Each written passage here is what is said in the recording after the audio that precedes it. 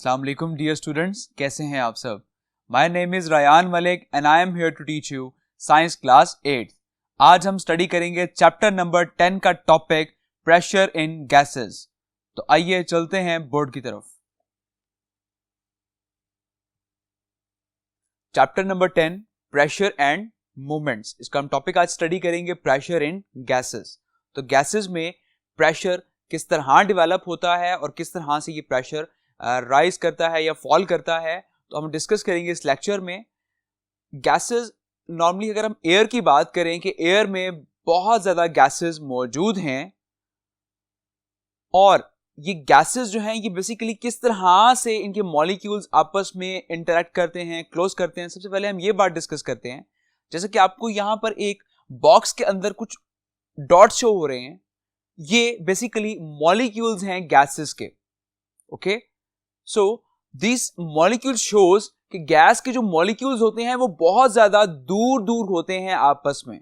They are very far apart from each other. So अगर हम discuss करें इसके पॉइंट्स कि these molecules are not arrange, आपको नजर आ रहा होगा कि ये मॉलिक्यूल्स जो ये आपस में अरेंज नहीं है। ओके, इनकी कोई प्रॉपर फॉर्म में ये अरेंज नहीं होते और these molecules are far apart, ये एक दूसरे से काफी दूर होते हैं। Okay, and these molecules are not strongly held together, और ये मॉलिक्यूल्स जो हैं ये आपस में स्ट्रांगली अट्रैक्टेड भी नहीं होते। ओके, ये स्ट्रांगली आपस में अटैच नहीं होते। And moves very fast in all directions, और ये बहुत तेजी के साथ ये तमाम तरफ जितनी भी डायरेक्शंस हैं ये वहां पर ये मूव कर सकते हैं। उनकी कोई स्पेसिफिक डायरेक्शन भी नहीं होती। जैसे कि ये मॉलिक्यूल्स हैं, ठीक है, इनमें से कोई मॉलिक्यूल जो है वो इस डायरेक्शन में मूव कर रहा होगा, कोई मॉलिक्यूल इस डायरेक्शन में मूव कर रहा होगा, कोई मॉलिक्यूल इस डायरेक्शन में मूव कर रहा होगा। सिमिलरली इनकी डिफरेंट डायरेक्शंस होती हैं। Okay, clear. तो इस तरह से हम इनकी डिफरेंट डायरेक्शंस जो है वो रिप्रेजेंट कर सकते हैं कि इनकी डिफरेंट जो है मॉलिक्यूल्स की डायरेक्शन होती हैं। अब अगर हम एयर की बात करें, air can be squashed by easily because air molecules have lots of space between them. तो एयर मॉलिक्यूल्स को जो है इजीली स्क्वैश कर सकते हैं, दैट मीन कि हम क्रश कर सकते हैं उनको, बिकॉज उनके जो मॉलिक्यूल्स हैं एयर के वो बहुत ज्यादा दूर दूर होते हैं। They are very far apart and also they are not strongly held together. तो जब वो स्ट्रांगली अट्रैक्टेड नहीं होते, अटैच नहीं होते आपस में, तो दैट्स वाई हम एयर के मॉलिक्यूल्स को इजीली हम क्रश डाउन कर सकते हैं। क्लियर। आई होप आपको गैसेस के बारे में क्लियर हो गया होगा कि गैसेस जो हैं वो किस तरह से आपस में लिंक कर रही होती हैं और उन गैसेस जो उनके मॉलिक्यूल्स किस तरह से मूव कर रहे होते हैं। क्लियर। अब हम स्टडी करते हैं एटमॉस्फेरिक प्रेशर के बारे में। So atmospheric pressure, what is this atmospheric pressure.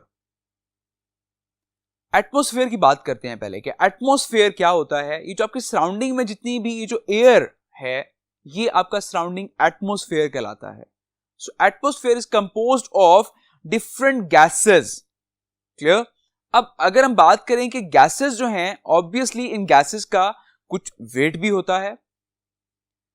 जब ये गैसेस किसी भी सरफेस के ऊपर आके एक्ट करती हैं ये उसके ऊपर एक प्रेशर जनरेट करती हैं। ओके, जब ये गैसेस किसी सरफेस के ऊपर आके एक्ट करती हैं तो ये उस सरफेस पे प्रेशर जनरेट करती हैं, उस सरफेस पे एज अ प्रेशर एक्ट करती हैं। So we can say this is called atmospheric pressure. Okay, और इस एटमॉस्फेरिक प्रेशर को आप एयर प्रेशर भी कह सकते हैं। क्लियर। इस एटमॉस्फेरिक प्रेशर को आप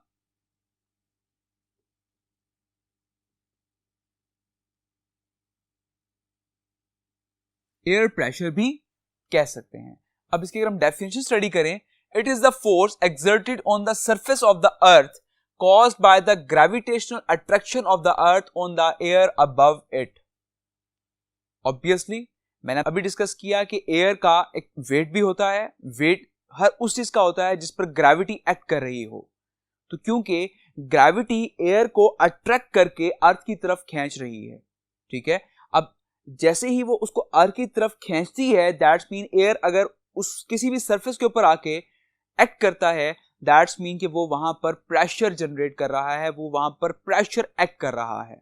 so this is called the atmospheric pressure. Okay, और इस चीज को हम क्या कहते हैं, एयर प्रेशर भी हम कह सकते हैं। क्लियर? अब अगर हम सी लेवल की बात करें कि सी लेवल पे जो एटमॉस्फेरिक प्रेशर है वो 100 किलो पास्कल होता है।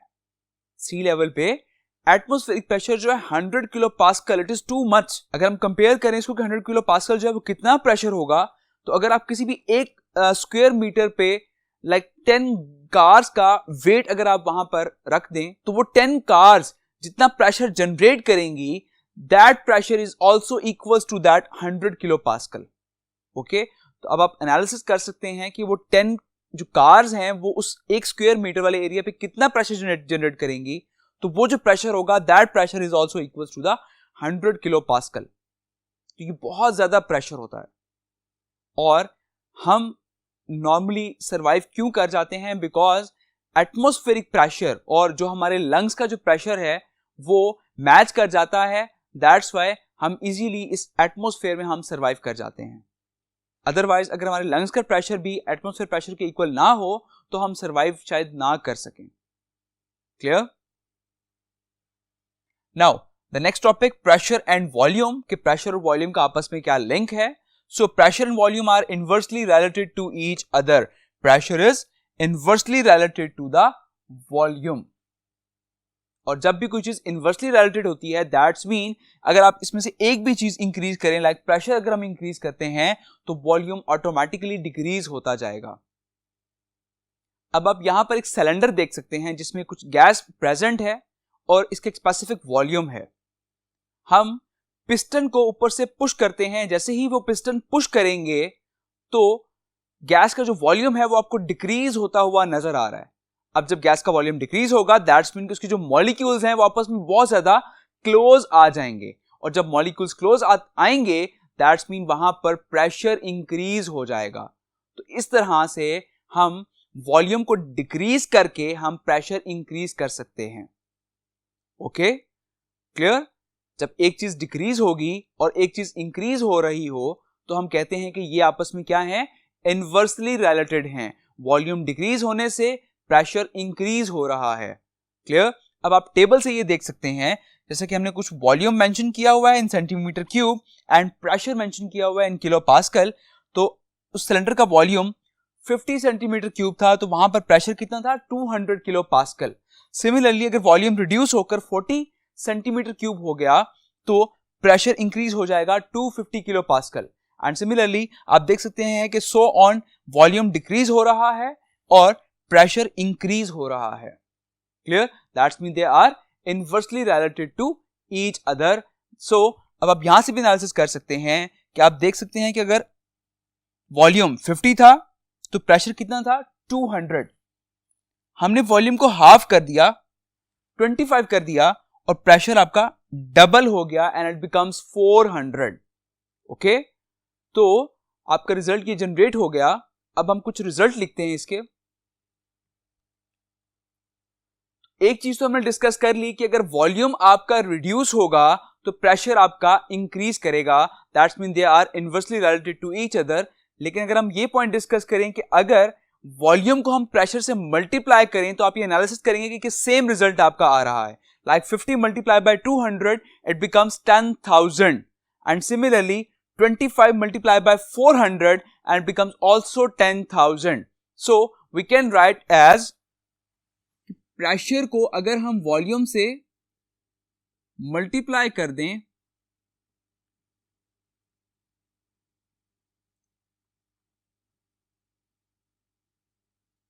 the result remains same.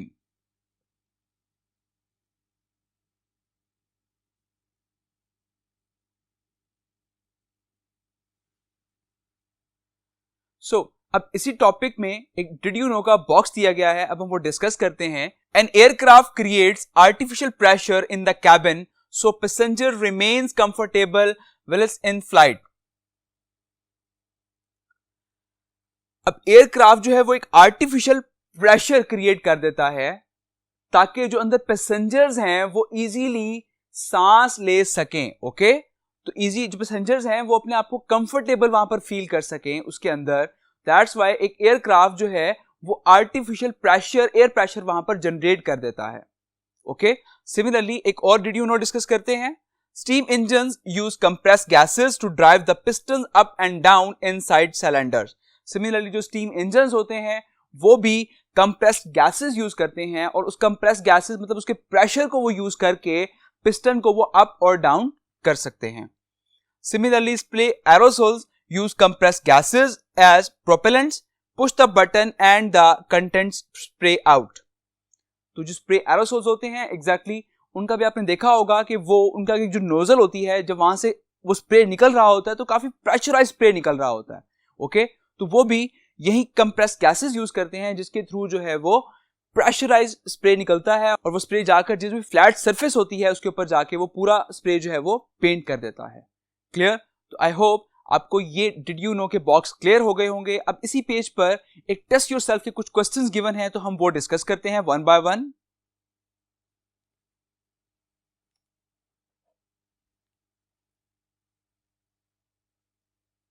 Question number 1, explain why air can B squash. कि आप एयर को स्क्वैश क्यों कर सकते हैं? एयर के मॉलिक्यूल्स होते हैं ये आपस में बहुत दूर दूर होते हैं और इनके दरमियान बहुत ज्यादा स्पेस प्रेजेंट होती है. दैट्स व्हाई आप एयर को इजीली स्क्वैश कर सकते हैं. Question number 2, why does compressing a gas cause it to heat up. Gas को जब हम कंप्रेस करते हैं कि वो हीट अप क्यों हो जाता है? बिकॉज जब भी आप कंप्रेशन करते हैं तो आपके जो गैस के मॉलिक्यूल्स होते हैं वो बहुत ज्यादा तेजी से मूव करना शुरू कर देते हैं और उसके रिजल्ट में हीट जनरेट होती है. तो जब भी गैस को कंप्रेस करते हैं उसको बहुत स्लोली कंप्रेस करते हैं ताकि ज्यादा हीट अप ना हो. So question number 3, describe the link between the volume and the pressure of a gas. जैसे कि हम डिस्कस कर चुके हैं कि प्रेशर और volume they are inversely related to each other. अगर हम प्रेशर इंक्रीज करते हैं तो वॉल्यूम डिक्रीज हो जाएगा. सिमिलरली अगर हम प्रेशर डिक्रीज करेंगे तो वॉल्यूम इंक्रीज कर जाएगा. क्लियर? सो आई होप आपको ये क्वेश्चंस क्लियर हो गए होंगे. तो अपना बहुत सारा ख्याल रखिएगा. Take care. अल्लाह हाफिज.